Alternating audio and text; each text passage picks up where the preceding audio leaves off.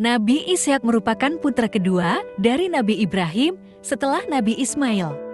Kabar kelahiran Nabi Ishak disampaikan oleh malaikat-malaikat utusan Allah yang diceritakan dalam Al-Quran pada surah Hud ayat 69. Dan sesungguhnya utusan-utusan kami malaikat-malaikat telah datang kepada Ibrahim dengan membawa kabar gembira.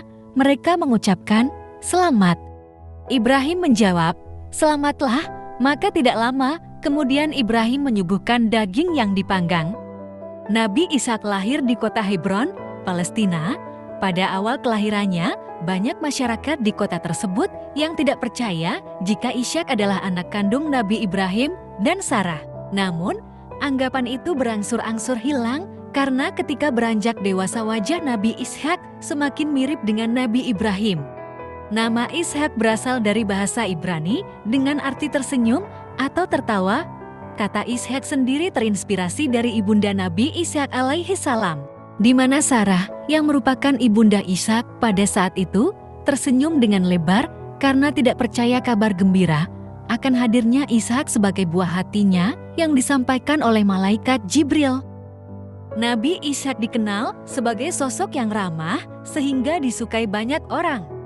Kemudian Allah mengangkatnya menjadi nabi dan melanjutkan dakwah sang ayah untuk menyebarkan agama yang benar.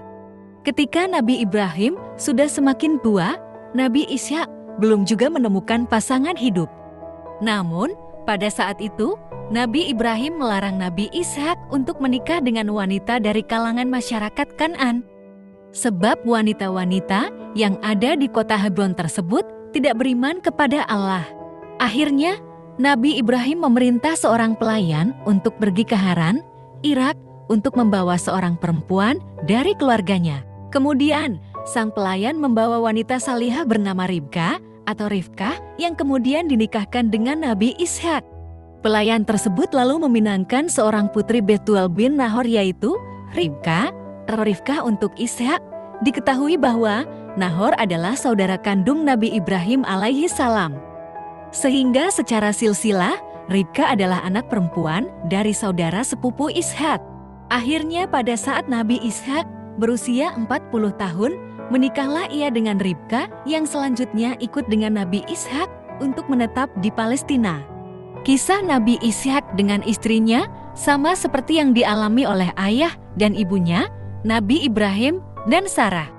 Istri Nabi Ishak, Ribka, sulit untuk memiliki anak dan disebut sebagai wanita mandul.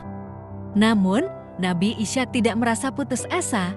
Beliau selalu berdoa kepada Allah agar diberikan keturunan. Doa Nabi Ishak dijawab oleh Allah.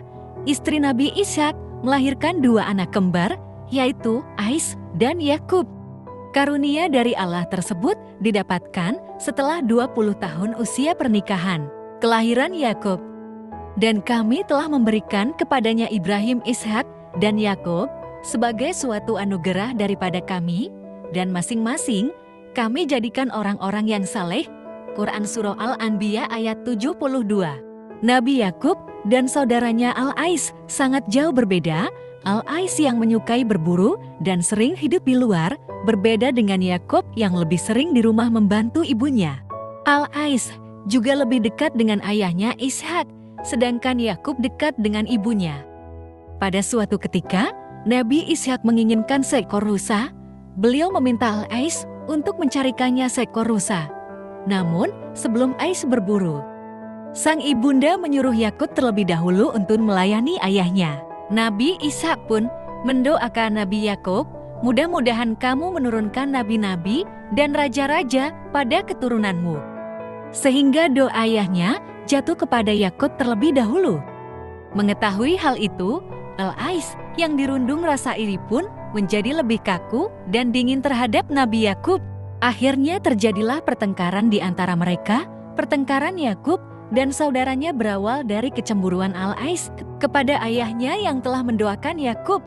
Karena ibunya mereka takut pertengkaran berkepanjangan, akhirnya ibunya menyarankan Yakub untuk pergi. Yakub diperintahkan ibunya untuk pergi ke rumah pamannya, yaitu saudara dari ibunya di Padan Aram, dan menemui sang paman bernama Laban bin Batuil. Sore itu, berangkatlah Nabi Yakub menuju Haran. Ketika dalam perjalanan menuju kota pamannya, Laban, saat malam tiba, Nabi Yakub beristirahat dan tidur beralaskan batu sebagai bantal. Dalam tidurnya, Nabi Yakub bermimpi melihat malaikat naik dan turun dari langit ke bumi.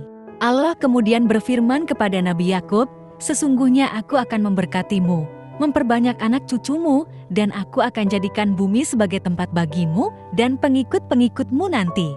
Nabi Yakub bangun dari mimpinya dengan hati yang senang. Ia bernazar jika dapat pulang kepada keluarganya dengan selamat.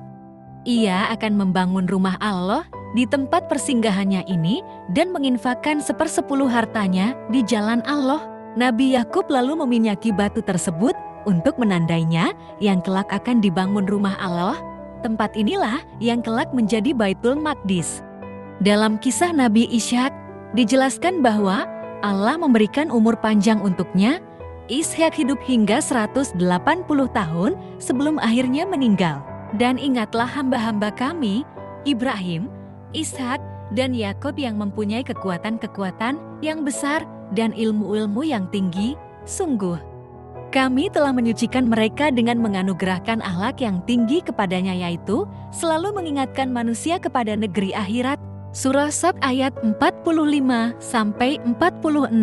Kisah Nabi Ishak tidak banyak disebutkan, namun pastinya beliau adalah nabi yang dimuliakan oleh Allah seperti nabi-nabi lainnya.